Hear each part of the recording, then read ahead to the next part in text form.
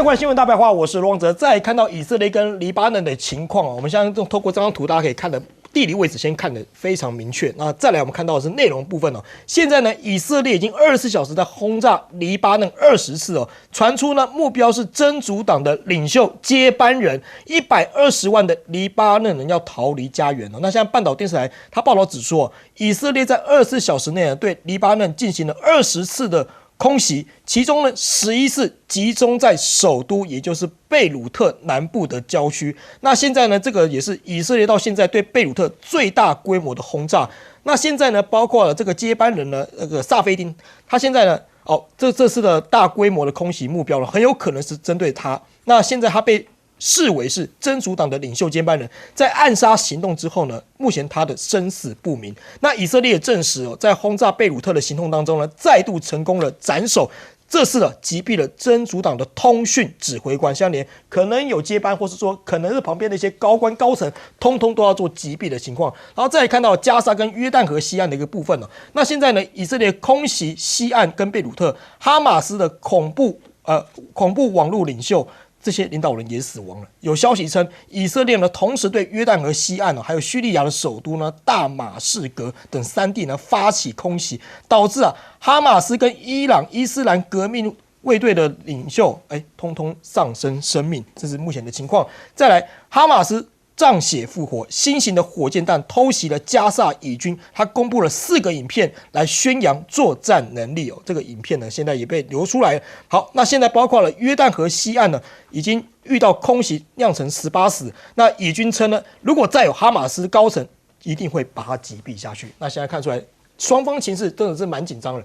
那伊拉克的部分呢，伊拉克现在民兵的武装对于戈兰高地以及北部发动无人机的攻击。那现在以军说自从伊拉克发射无人机已经袭击了2名士兵死亡。那伊朗在这个时间点是不是要警告美国跟以色列呢？伊朗的伊斯兰革命军的副司令他说，以色列如果持续犯错，将面临毁灭。他说如果以色列将持续犯错，会面临毁灭，所以伊朗呢将瞄准以色列所有的能源、交通设施，还有包括你的炼油厂，还有天然的气田。看得出来呢，如果你要再打我的话，我就把它打回去，这个攻击力道可能会势必会加大。那外媒现在报道说，伊朗现在最高领袖哈马尼时隔近5年主持祷告，那他讲话的时候旁边是有带一个步枪的一个情况他可能也怕万一发生什么情况的话，至少有个步枪可以保命。那现在呢，伊朗最高领袖呢罕见主持祈祷，他称飞弹攻以色列是最低限度的惩罚。他怎么说？他说这个是最低限度的惩罚，如果有必要的话，伊朗将在对以色列发动攻击。那哈马尼说呢，以色列是吸血鬼政权，美国在这个地区的疯狗，所以呢，伊朗将以力量和毅力针对以色列执行任何相关的责任。那伊朗呢也会跟该国区域的代理人不会向以色列让步。那美国这时候态度到底在怎么样？美国现在的偏袒态度可能会导致中东大战因为 G7 呢关切中东危机，谴责伊朗攻击以色列，伊朗不满，轰有偏见。他说有偏见，而且是不负责的一个情况。好，那这样拜登呢？拜登他也说，中东全面开战可避免，但有很多事情要做。我们来看看拜登是怎么说的。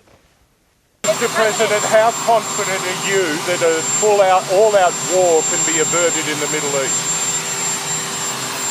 How confident it's not going to rain? Look, I don't believe there's going to be an all-out war. I think we can avoid it, but there's a lot to do yet. A lot to do yet. 好，拜登这句话出来呢，势必会引发一些效应。拜登反问说：“你有多大把握说是不会下雨？”他说现在呢，他没有说到底是不是支持，但是我们不是允许以色列，而是建议而已只有建议而已那现在呢，这个就外媒报道说，以色列不甩美国重塑中东局势，视华府为胡乱指点后座的乘客这个美国的智库研究员就说这个美国似乎正在把以色列视为不清楚以国需求、胡乱指点的后座乘客。看得出来，可能在里面内部的一些分析也有些杂音的情况。那现在包括了美国的外交失败，中东面临全面大战的情况正在形成那中东的紧张升高呢，可导致全面大战，甚至核武冲突，其原因有3。那拜登是说呢，一是拜登政府1年来的外交失败，二是以色列与伊朗的报复以及反报复的螺旋在升高，第3就是美国大选的10月惊奇。好，话回来先请教一下这个舰长怎么看现在在以色列跟这个黎巴嫩的冲突情况？其实我们来看这个中东的情况，未来只会有更多的战争，更多的失败国家，以及美国的退步。为什么？因为实际上来讲，现在大家在谈加萨走廊的越来越少，现在大家都在谈伊朗跟有关于黎巴嫩。那这些伊朗是另外，但是黎巴嫩很显然的就准备走上失败国家的一个命运啊。那但是我们现在在不断的回想说，为什么以色列在这个呼叫器或者是对讲机一连串的爆炸之后，它能够很精确的找到这一些领导人或指挥官，然后进行攻击。是，但是我们要回想一下，将近1年前，也就是去年的10月7号，这个我们讲哈马斯发动洪水行动，以色列却浑然不知，还是以色列根本就知道，只是故意让哈马斯对他进行攻击，他更有理由收拾加萨走廊，顺便把真主党一起收拾，是不是这个样子呢？现在这个是最让大家起疑的地方。第二个，现在也就是说，当约旦河西岸的主要政权，他没有办法指挥这个加萨走廊。那因为实际上加萨走廊已经打成一片废墟，之前不是有人说这个是城镇战吗？不，这个一直都是歼灭战，直接以色列不但把这些建筑物打烂，而且他还在使用他的装甲的这个推土机，把所有的道路全部拉烂。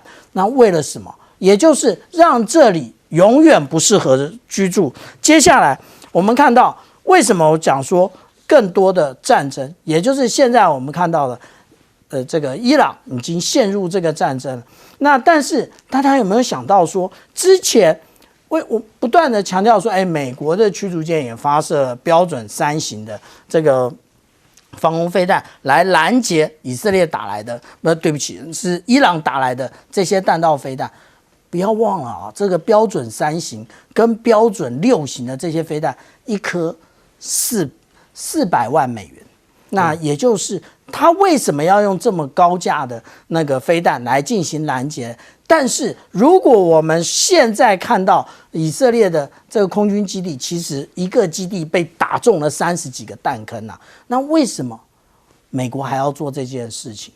其实这些军事圈里面有一种讨论，也就是美国借用了现在伊朗发射弹道飞弹，而且一直传闻是高超音速的这些飞弹的时候，他直接用标准3型来拦截，收集更多的数据，看看他的飞弹是不是能够有效的对于这些高超音速飞弹进行拦截。另外我们这样讲说，当这些失败国家更多，颠沛流离的越多，真的对于以色列更安全吗？不一定。但是以色列要告诉大家的是什么？也就是布林肯在去年的会议的时候告诉我们说，如果你不上桌听美国的话，你就要变成那个桌上的菜单。这就是血淋淋的现在的实证。是，好，请教杨老师。其实伊朗这一次的发射180枚或者是200枚应该是流星3型，射程可以到1300公里，那它试飞了将近1200公里，它对以色列的军事基地3个空军基地造成了相当程度的这个摧毁，甚至以色列跟美国合作的 F-35I 的这个战机，逆中型的战机，第5代的战机，据说都有被摧毁。当然，以色列这边、美国这边都不会公开的承认，可是卫星图都显示了。是，所以第一个，以色列所谓的不透风的这些反飞弹防御体系根本就破功了，因为伊朗这次没有先预告，它大概还是飞了15分钟从伊朗到以色列，因为长达1000公里以上，15分钟你都没有来不及去做，就是整个飞弹防御吗？我觉得这有一定的威慑的效应而且伊朗现在警告，它有更多这个流星3型，流星3型1990年代使用到现在，它甚至还有流星4型射程可以到2000公里，它甚至还有法塔赫的那种超高音速飞弹，那是真有假有，我们不确定。可是表示它的飞弹攻击能力跟上次4月份不一样，这次真的不一样。所以你现在在想以色列怎么回应哈？我们大概在接下来这个礼拜，上一次4月份的时候，伊朗是4月13号打一波的无人机跟飞弹，到了4月19号，以色列回应，隔1个礼拜。所以这1个礼拜，接下来以色列会怎么回应？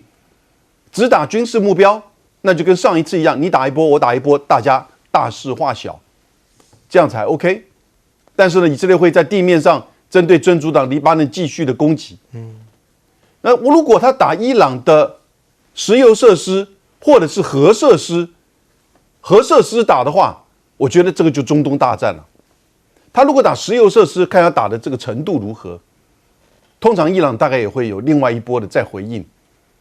所以现在就是我们看到拜登说希望以色列不要打核设施，然后呢，现在要看到美国说可能无法阻止，所以证明第一个，已经拜登是一个失败的政府，他的外交政策完全无法去控制住以色列，一个犯了4种国际罪行，对巴勒斯坦人的种族隔离，对巴勒斯坦人在加沙地区的屠杀，针对这个呼叫器采取的是一种国家支持的恐怖攻击，不就是恐怖主义嘛？造成了3000人的受伤，35个人死亡。然后第4个，他不就是在攻打侵略别的主权国家黎巴嫩吗？而且你不要讲，巴勒斯坦有146个国家承认它是主权国家呀。所以以色列的所作所为，每一项，如果把它放在非西方国家，所有这些美国西方国家马上这个千夫所指啊。为什么对以色列可以这么纵容？我觉得伊朗这一次其实做到了威慑的效应，接下来就看以色列的选择，但美国只有在旁边看戏了。好，请教平哥。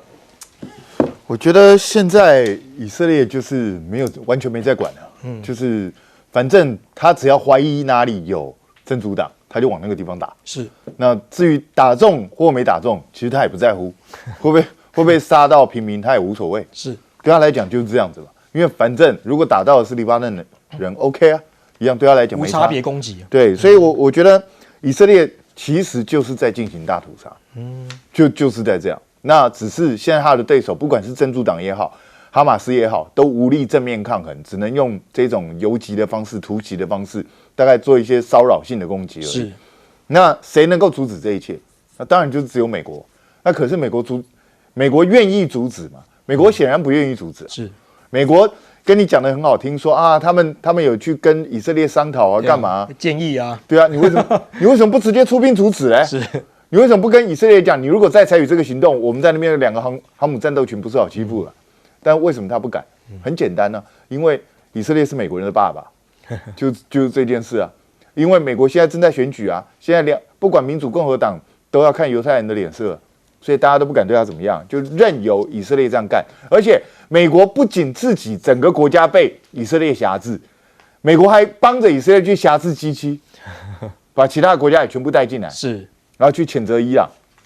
那问题是，以色列现在在干什么事？以色列干的就是完全违反国际公约、违反人权的事情。他现在是堂而皇之的入侵其他国家。是，黎巴嫩是个主权独立国家吧？结果他就这样直接入侵了，然后联合国也不吭声了，然后G7还帮腔。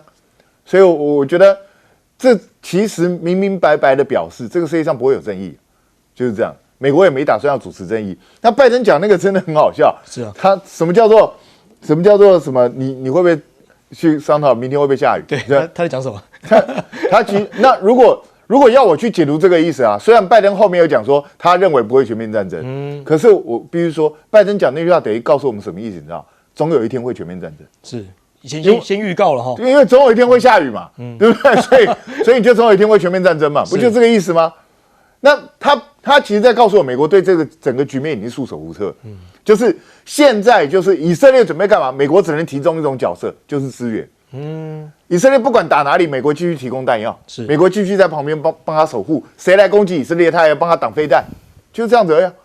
那我认为这个东西当然短期之内伊朗不会再出手，因为伊朗说真的，它的量能有限。是，可是以色列的行为持续这样下去，一定会激起周边所有阿拉伯国家的愤慨。你要知道，这些国家里头有一大堆的这种各种各样的武装组织。现在是伊拉克这边的民兵组织开始出来，是接下来其他国家不会有吗？我跟你讲，这个仇哦，几十年大家都不会忘记，会持续的缠斗下去。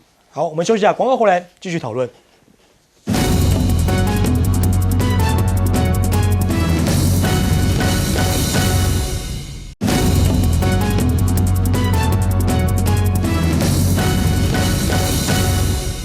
欢迎回来，新闻大白话，我是罗旺哲。再来看到欧盟17国要反增加大陆电动车的关税了嘛？因为现在表决过关了，欧盟对于中国电动车要加征36%，哇，真的蛮重的关税，而且为期至少5年哦，哇，这个过了之后呢，可能未来中国的电动车呢，到了欧盟过去哦，可能这个税都会变得非常的重。那现在加热之后呢，北京表说反对磋商来做解决，希望能够继续讨论下去哦。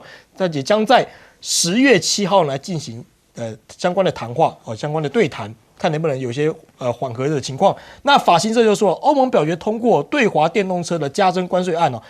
德国、匈牙利等5国呢投反对票，另外有12国弃权。我们看到，包括了法国这些的10个国家呢是表达赞成的。那德国、匈牙利呢、斯洛伐克呢这5国是反对的。那另外呢12个国家呢，包括比利时、捷克、西班牙等等呢，这是弃权的国家。那现在包括这个大陆对于欧盟国家呢仍然有胁迫力。那学者分析进口电动车加税算是惨胜。他说多达12个国家投那个弃权票，某种程度代表大陆对欧盟国家呢可观的胁迫力。那这个包括了一些调查显示1年多的这个欧盟的执委会呢，或许这样的盘算呢算是惨胜的一个情况。那再看到这样情况呢，欧洲各国是不是真的会有一些紧张的情形？因为现在欧盟持续对中国电动车加税，德国跳出来说别引发贸易战啊。法新社的报道指出说，德国的财政的部长表示说，德国反对向陆制电动车课征高额的附加关税。尽管欧盟的会员国呢表达赞成要加关税，但是现在冯德莱恩领导的欧盟呢执委会不该引发贸易战，他们需要一套能够磋商的解决方向。那现在德国无力回天啊，对华的电动车又增加关税，这样已成定局，包括了像是这个福斯、宾士跟 BMW 现在对华的业务会不会受到影响？因为他们也会担心说会不会遭到北京的报复措施啊。那马克龙警告了说，欧盟落后于美中，未来3年如果再不改变，可能会灭亡。他说，我们旧的模式已经结束了，我们的监管过度，投资不足，所以未来2到3年，如果我们再继续沿用过去的这些传统议程我们可能会被市场淘汰，那欧盟可能会灭亡。我们正在处于一个非常重要的时刻。那现在这个关税通过之后呢，法国的干邑白兰地这个行业批评了被牺牲，因为影响到可能未来法国的白兰地可能在销售的时候也有可能会被一些阻挠到，所以可能会惨遭一些报复。那现在他们也很担心法国当局抛弃了我们不明白为什么要这种方式来牺牲我们的产业。哇，话讲的是蛮重。那现在呢，欧盟的轮值主席奥班就说了，欧盟与中国的走向经济冷战的一个情况。好，再来看到的是西方加征恐怕会因小失大，因为根据欧盟统计2023年的高科技的产品进口近1/3是来自于中国了，它将近产值来到了4780亿的欧元的高科技产品是来自于中国了，所以这样的情况之下呢，这个是总值，那可能是来自于只有1550亿欧元，那这样的情况其实也占了1/3，影响非常大。那如果被经济报复的话，现在欧盟能够承受得住吗？然后根据调查呢，近60%的德国人会考虑购买中国产的汽车，哇，这个比例也是蛮大的。所以现在如果加征关税的话，那不是等于惩罚到很多的德国人吗？那现在欧盟通过对电动车的增加关税，大量弃权，凸显出什么？贸易战是可以避免嘛？因为我们看到这个弃权的国家真的是蛮多了。那现在呢，欧委会在投票后称将持续跟中方谈判，探索替代解决方案。那根据了解呢，商务部的部长王文涛在访欧时候呢，欧方也表明的政治意愿，还是希望能够继续谈。那中方呢，本周的磋商的态度，也希望欧方能够相向而行。那很多问题也可以谈。那如果欧方的政治意向只在口头上的话，没有在行动上，那就很难谈了。那至于从这个欧方谈到了，即便是仲裁也不影响中方继续谈的论调，就能看出欧方这种心思是一希望能够保留起发起不合理的调查权利，但又被担心撕破脸皮，所以呢失去引进中国资金跟技术的机会。那现在欧洲的央行的前行长特里谢他怎么说？他说与中国彻底决裂将是以大错误。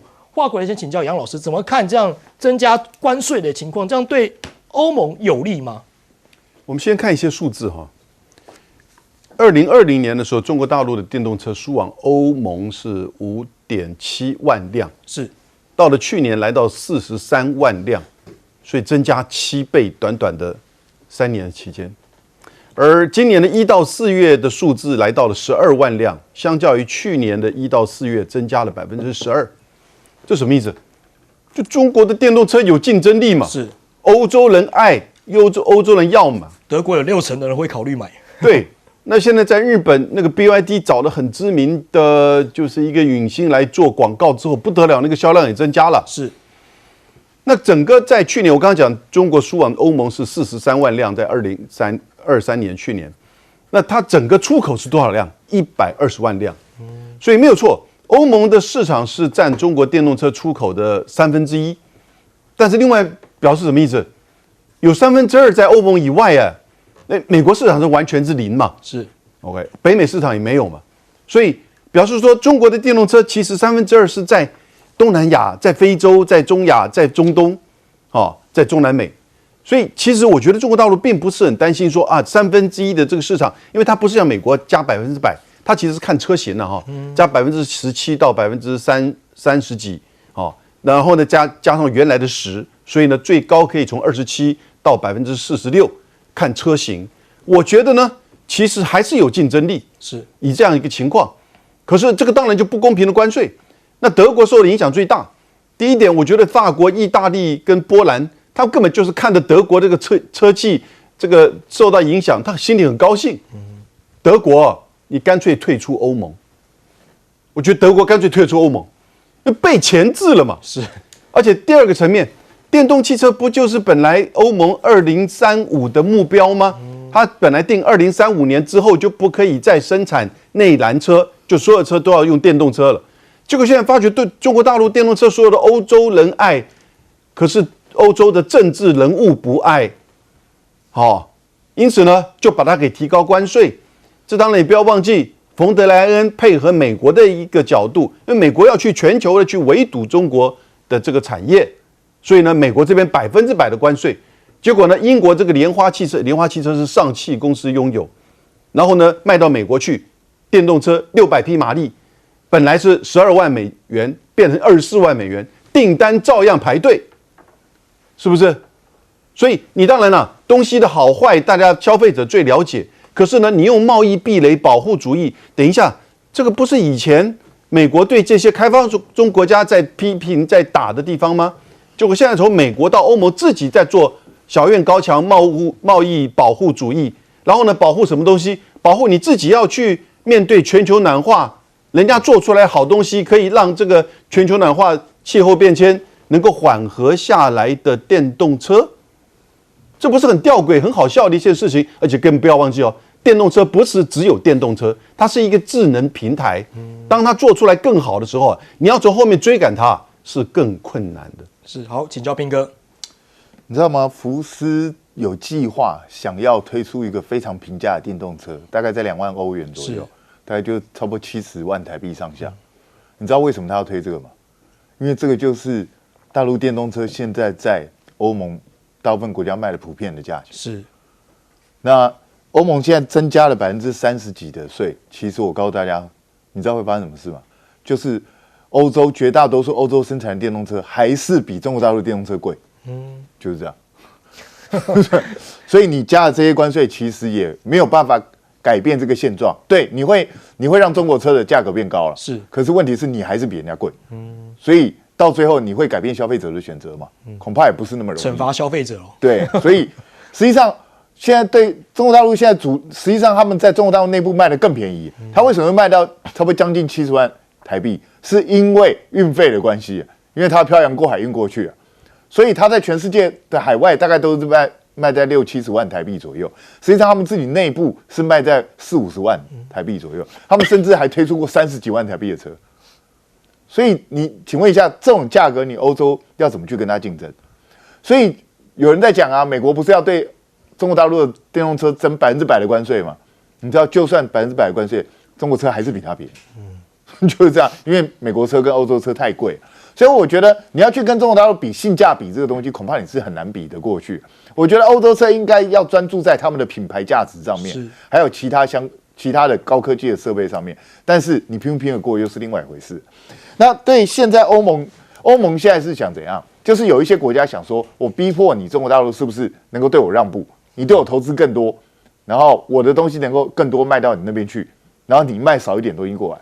可是很难嘛，因为不是中国大陆不要去买欧盟的东西，而是你的东西在中国大陆的市场竞争力比别人差嘛。就是这样。所以我觉得欧洲很多东西在中国大陆是很受欢迎的，比如说精品类的啊，或是一些其他的相关的东西，或者酒类啊。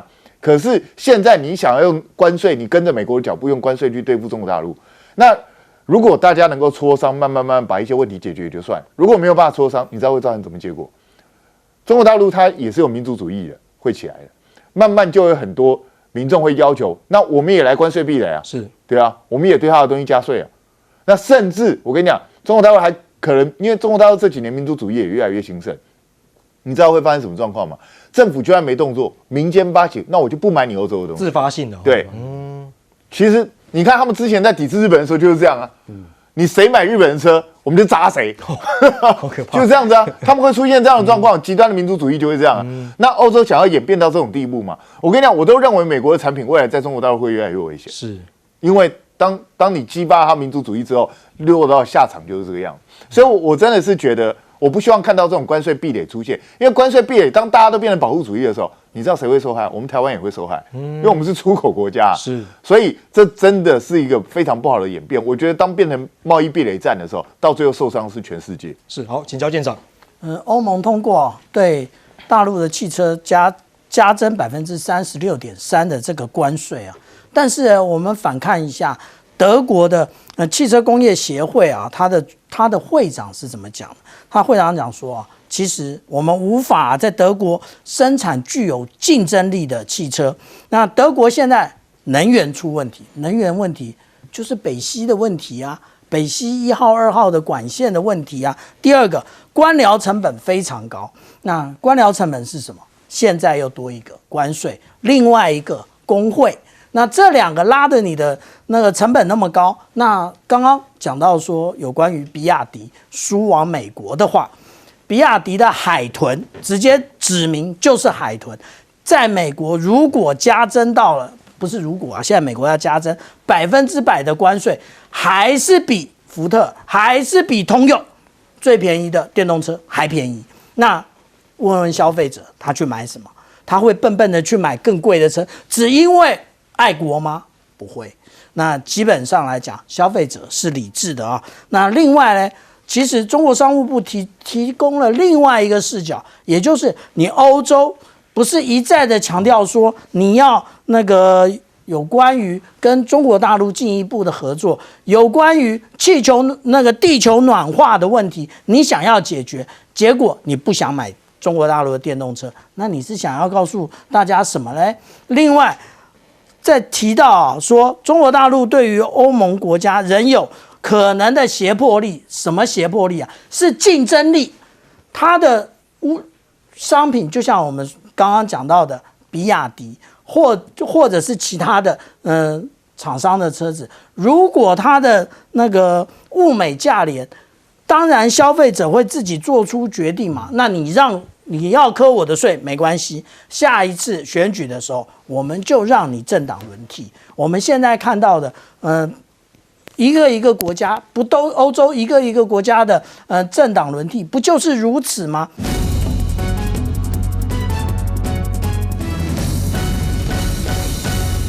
起在国际局势上面呢，可能很多人先看到的会是在中东地区，原因是因为这边的战火越打越烈了。直接来看到的是在黎巴嫩真主党武装还有以色列这一边呢，他们在以色列跟黎巴嫩的边境附近交战，不到3个星期，黎巴嫩这边的讲法是已经有1400人丧命，有120万人流离失所，甚至呢已经有大概超过30万人逃到了叙利亚去了。而在这边的大概叫做阿迪萨镇，这里也就是它是离南，然后比较靠边境的一些地方，不停的在直接短兵相接，在交战当中。那另一个部分呢，则是它在北的部分，就是离南跟以色列交界的地方。那在这个边往南一点点，也就是在整个加沙走廊地区，现在这个哈马斯说复活了，什么意思？因为呢，他们现在忽然看到了有新型的火箭弹去偷袭了在加萨的以色列士兵，而且呢，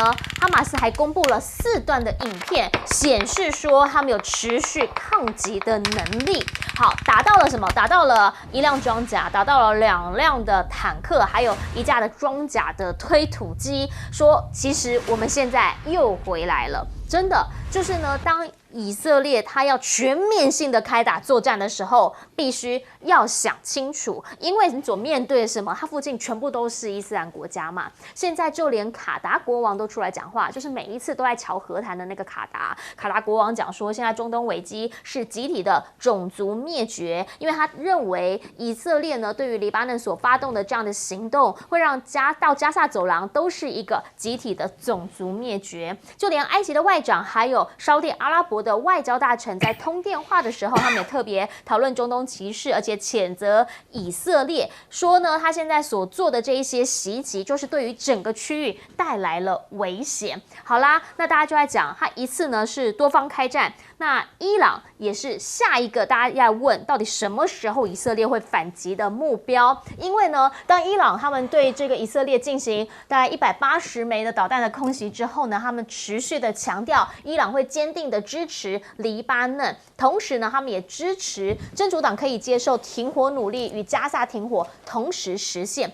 换句话说，当他报复完了，他轰完了，他很直接告诉你，我们就到这边就好。我们其实没有想要扩大战事，但是后续会不会，其实也看以色列这边怎么样来进行回复。而哈米尼呢，他也罕见的主持祈祷，他们说呢，飞弹攻击以色列是最低限度的惩罚。如果真的你再回来的话，那我们会继续来进行此类的行动，甚至用词都已经是很情绪化了，什么疯狗啊、吸血鬼之类这样用词，通通都用上了。他们也公布了一系列的画面，这是什么画面？就在上一次呢，他们要进行复仇的时候，那些飞弹啊，他们就说了，他们在进行最后的检查，甚至呢，在影片当中也看到有部分士兵呢，他们直接在飞弹上面写下经文，还有人呢是拿着这个哈马斯已故领导人哈尼亚的遗像，表明的就是这场的复仇就是为了他来所进行的。而且在这个时候，拜登突然现身在白宫的简报室里头，希望以色列不要袭击伊朗油田，但是他是这样讲的。他说，以色列还没有决定要怎么样来回应伊朗上次的这个大规模的攻击。那如果是他的话了哈，他会考虑打击伊朗油田的替代方案，但是他希望不要。我每次都觉得这句话呢很有意涵，为什么要说考虑，但是希望不要呢？这好像很有影射的意涵，对吧？好啦，人家川普就比较直接，川普就说：“我觉得他应该直接攻击他的核设施，回应最近的飞弹袭击。”你看这两边的讲法，一个够狠，另一个呢是很婉转的说希望不要。那您认为哪一个会比较贴近事实呢？目前以色列呢在报复伊朗的这个层面上面，美国说其实是很难掌握的，原因是因为呢他们其实内部的讯息好像并不这么样的对外透露。可是上一回他们在帮忙拦伊朗飞弹，因为这一次是忽然之间的进行袭击。那美国呢，航母有过去帮忙拦飞弹是用标3，已经用掉了未来1年份的分量。未来要再产生这么多的标3，比如说60枚，你知道吗？是要5年后的海军总共只能补充60枚，因为没钱啊，财政困难，所以你就知道用这种很贵的飞弹去拦，为的是什么？是保护以色列。那以色列呢，现在其实在国际间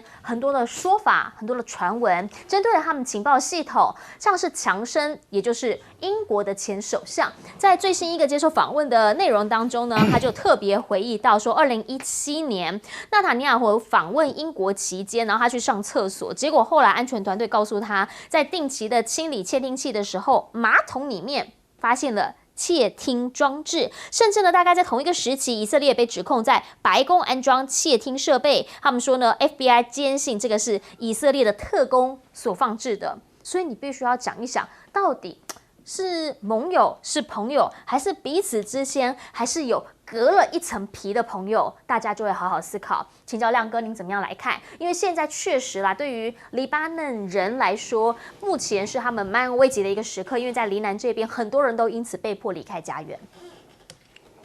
我这个局要跟伊朗一起看啊。嘿，我觉得拜登是比较进入状况了。因为伊朗2个涉及核浓缩的核设施都建在非常非常深的地方。那有的根本就是挖山，然后整个放进去的。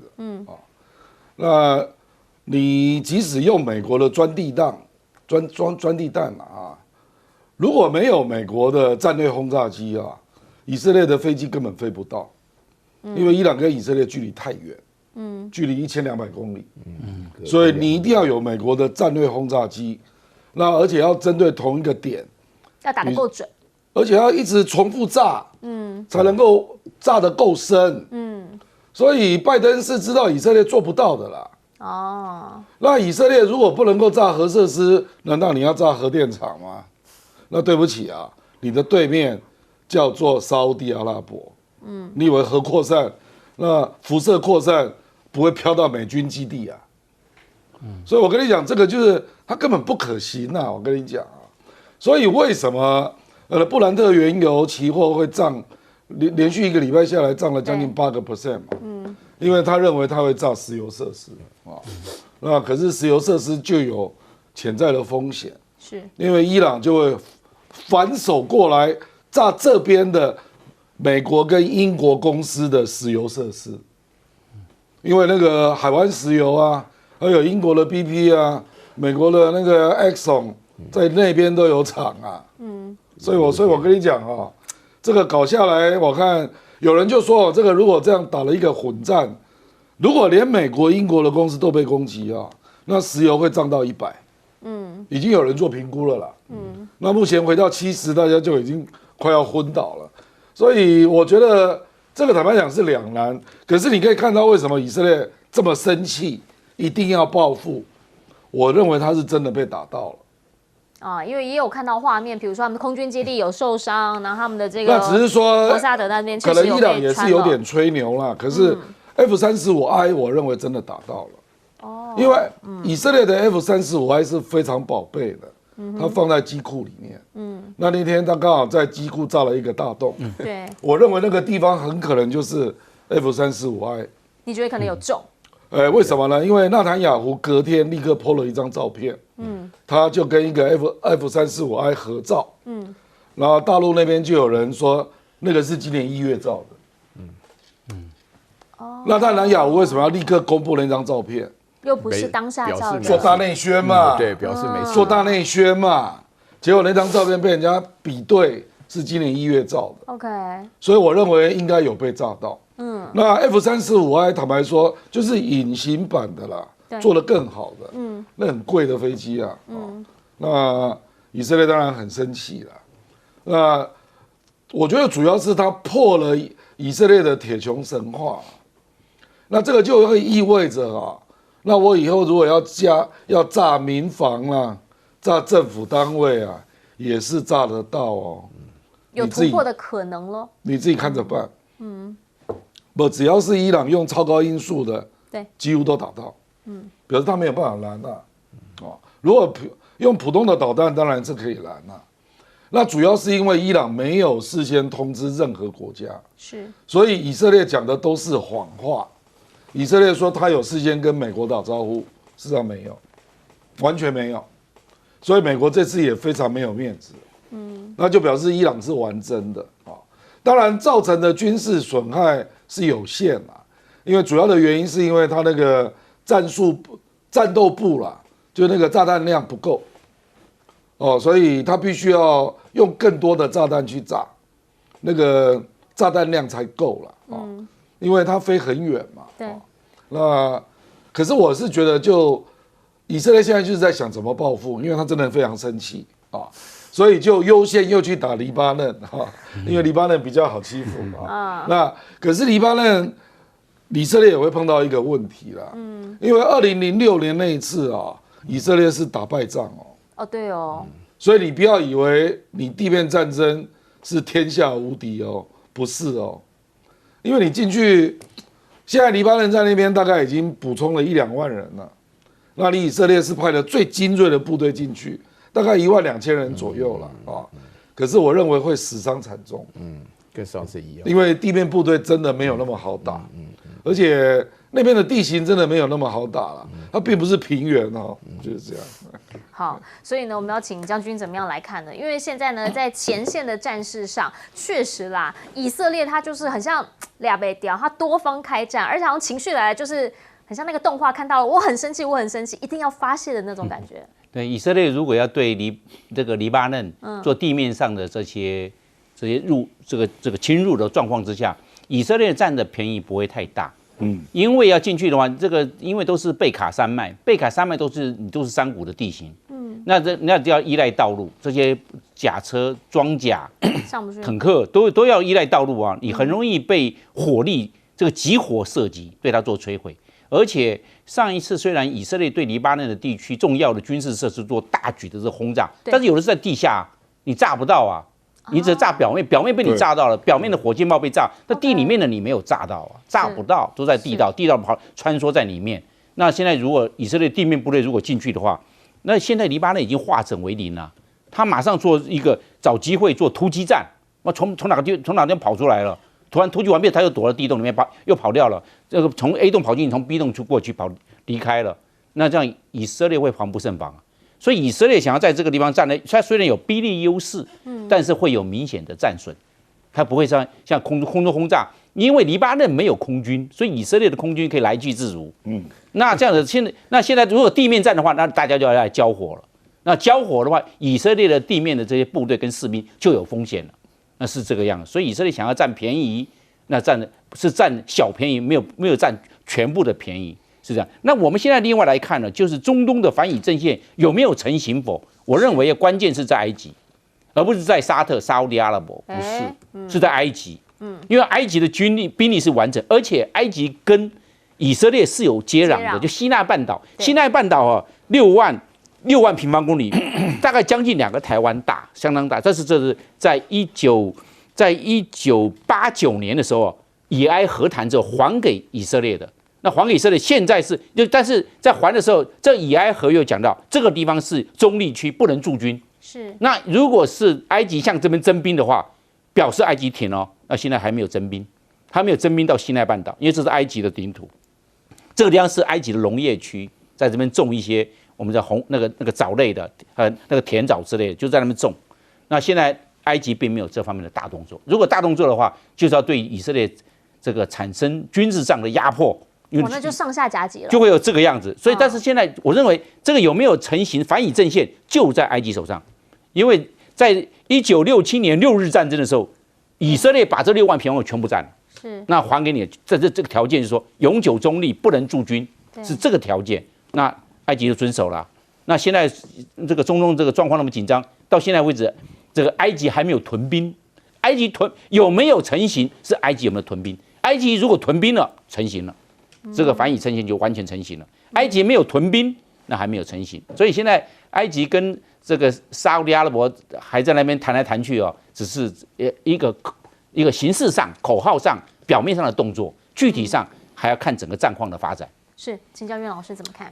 这个要让大家搞清楚3件事情以色列、中东还有美国的立场以色列的话呢，从2006年到现在18年来的策划，有关于黎巴嫩南部我先大家了解一下黎巴嫩这个国家的话呢，北部的话呢，原来发生的话呢，是有基督教民兵甚至有这个回教民兵啊，所以说他们是南部比较偏向于这个什叶派教徒，所以才会有这个真主党的出现。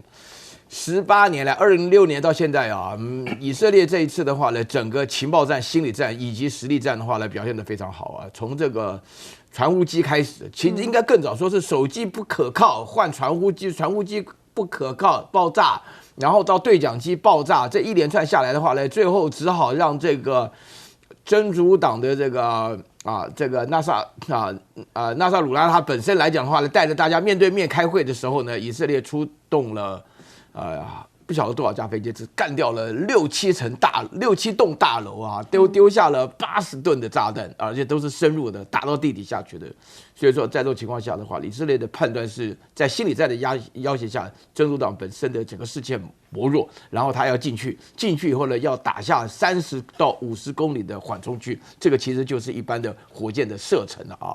但是呢，他没有想到这个士气没有低下来。我首先看到以色列进去的第一天，第二天马上公布8个人阵亡，其中包含都小伙子，22岁、21岁啊。以色列的士兵，以色列没有2006年没有打败啊，只是说以色列的习惯性是1命抵20命、30命啊。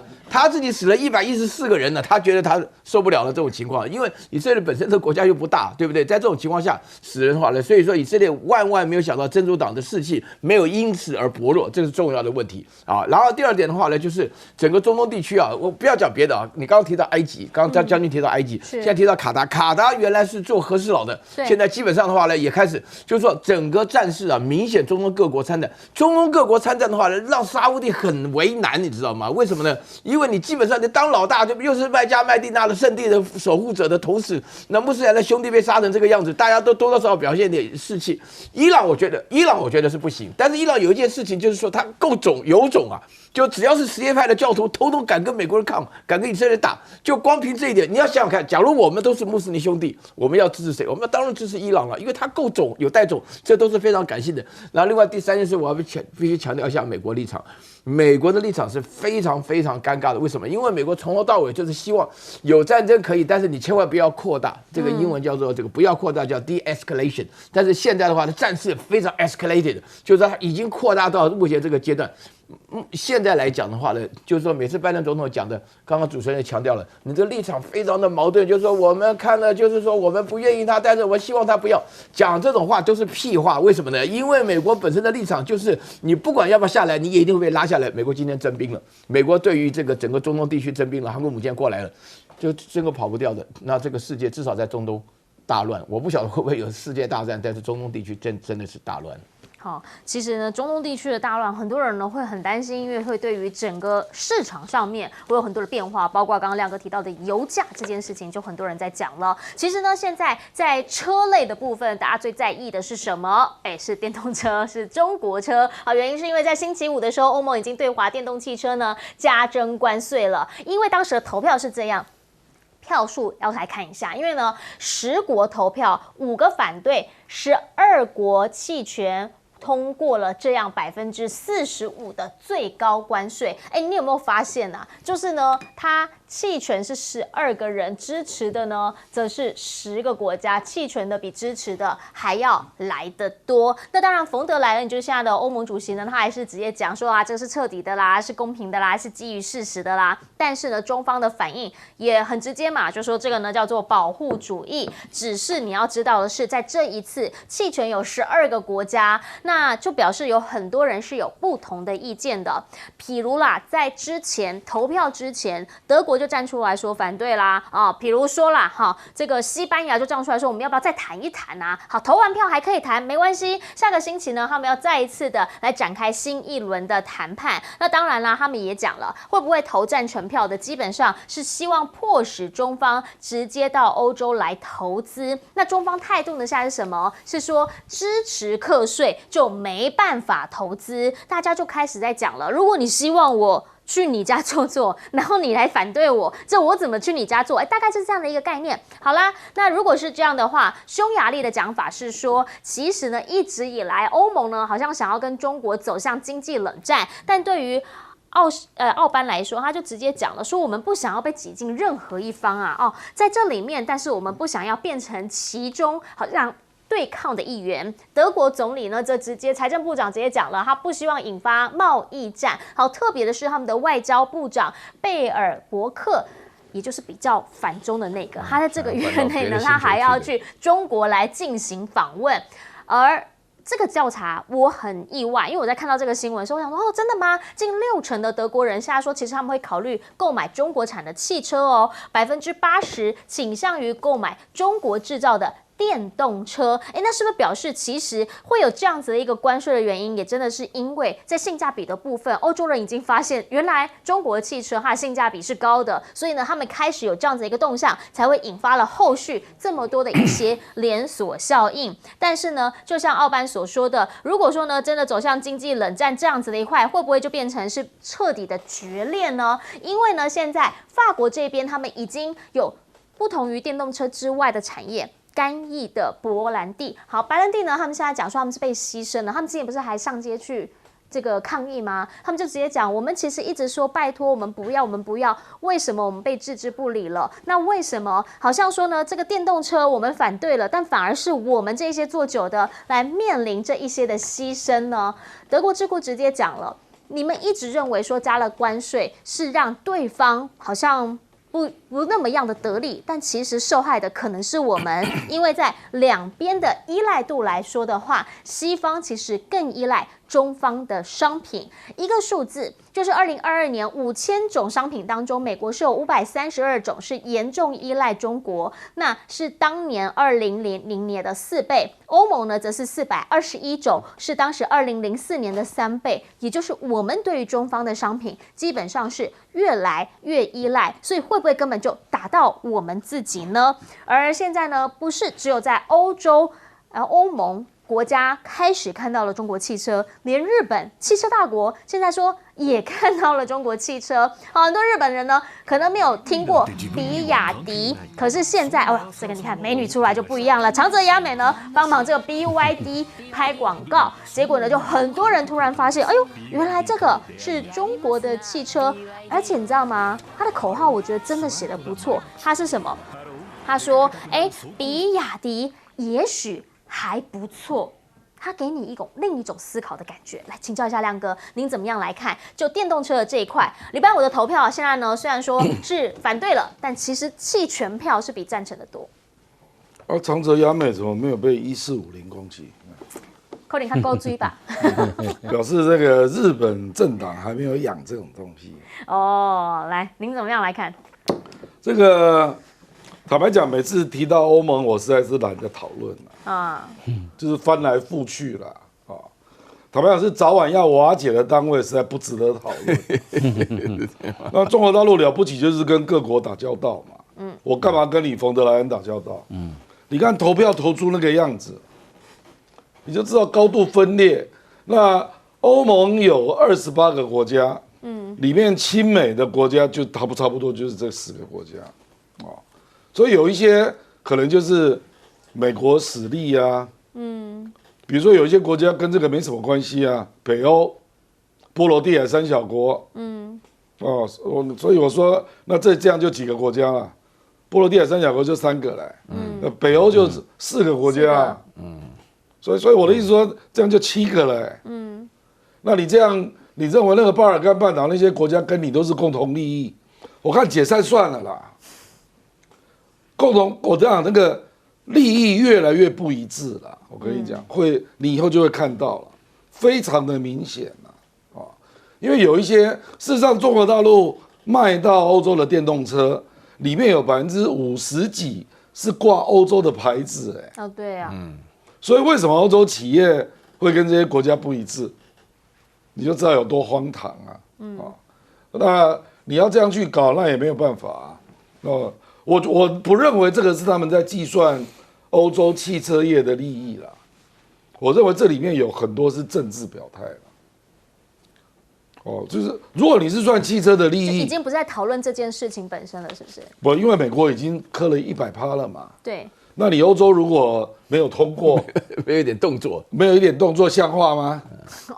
就好比加拿大跟进磕100%，那事实上中国的车卖到加拿大也没几辆啊，对，卖美国，事实上连美国也没几辆，美国有人算过只有0.92，市占率0.92%，所以就是这个议题已经变成是在政治表态了啦。因为如果是真的为汽车产业的经济利益着想，那有很多合作模式。对呀、一个是你来中国设厂嘛，不然就我来你那边设厂嘛。是啊，或者是我的零组件来你这边设厂嘛，这有非常多的模式，而且很多其实在谈了啊。是吧？所以我说这个就是政治表态，因为冯德莱恩就跟那个北约那个秘书长 Stoltenberg 一样，都是美国的雇佣嘛，对，所以他必须表态嘛，就这样啊。谁喊的？是，好，我们先进广告哈，等等广告回来继续请专家点评。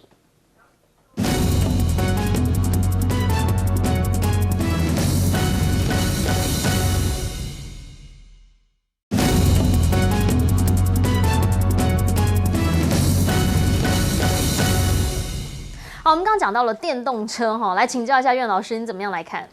我跟你讲哈，这里头今天所谈到的这个欧盟的国家之间投票啊，我自己觉得有一点难过了，因为我在欧洲待了很久嘛，也很熟啊，而且我原来觉得欧盟是代表一个人类的新的希望，就是放下所有的争端呢，讲求欧盟原来就是讲求贸易自由嘛，那现在叫欧盟在投票投这个贸易不自由的保护主义。我觉得哈，要讲到欧盟的保护主义的话呢，真的是情何以堪了。分3点呢。第一点的话呢，保护主义就是觉得你竞争不过，所以要加税来保护。以前的话发生英国对德国的货 ，Made in Germany 要写上，然后加税什么的。欧洲什么时候在这个产品当中，尤其是汽车竞争不过中国，这不可思议的事情，你知道吗？你这个真的是很不可思议啊！所以说，这个德国会投反对票的原因就是说，你怎么对自己一点自信心都没有啊？那剩下那个投10国反票，都不知道在投什么东西。然后第二点的话呢，这个中国的这个产品有竞争力，是因为便宜啊。你不管它品质如何，那便宜的话呢，有助于改善老百姓生活。保护主义从来没有真正发挥过效能。你便宜东西的话，加上现在45%，对不对啊？也不能够说是少了，但是45%的话，就相对于这个大陆的新能源车来讲的话呢，我觉得还是一个相当好的机会。然后第3点的话呢，就是美国啦、加拿大搞了个什么国家安全什么的，那欧洲不好意思讲这个，弄得大家立场不一致，发表出来投票的那个文件里面讲的含含混混的，就是不让你进来，不让你进来就是缺乏信心，缺乏信心就怕竞争不过。那这个的话呢，产生一个非常严重的影响，就是说你对自己，因为欧洲人有非常多的东西要卖到中国去啊，比如说干邑，就Cognac，大家喜欢喝 XO 就是干邑啊，对不对？那你在这种情况下来讲的话，你比如说卖红酒啊什么。平常啊，我坦白讲啊，在大陆有一种观念，认为红酒法国的最好，拉菲啊，还讲年份什么，大家都装这样子，每一个人拿到酒杯转来转去怎么的。那这样子一搞起来的话呢，那大家发觉说，中国自己，我到了山东去的时候，参观我们的张毅酒庄的时候，那边产的红酒照样好得很啊。那慢慢的话呢，大家就分开了，各搞各的话，那你认为这样子的话呢，对于欧洲来讲好吗？欧洲本身有3大坏处啊，第一个人工太贵。然后第二个的话呢，国家的发展依靠美国，然后第3的话呢，说句良心话，人有点懒了你在这种情况下的话呢，自由贸易的话呢，欧洲还可以吃一点昨天丰盛的饭，那今天就不行了，对不对？所以在这种情况下，我觉得说日本我们不是特别提比亚迪，但是这个叫长泽雅美的，人如其名啊。我今天为了准备这条新闻，特别看了一下广告，一看以后就爱了。就爱上了就感觉上说哇，我就是为了这个广告就要去买个车，对吧？不是，首先的话呢，就是说这个长泽雅美呢，完全符合那一种就是说你看他笑的时候都笑到我心里去，味道，对不对？感觉上就很对。然后第二点的话，那非常重要一点呢，它不贵啊，很便宜啊，就是那种买菜车嘛，对不对？人家日本的话呢，就有这种雅量嘛，让你来拍广告来竞争嘛，对不对？你东西好就要靠竞争嘛，大家相互让大家学习，这个世界才进步嘛。说句良心话，欧盟这次投票的结果真的是很丢脸。好，因为他在欧洲生活很久，所以他讲到很有感触。等等广告回来，我们请将军来帮我们总结。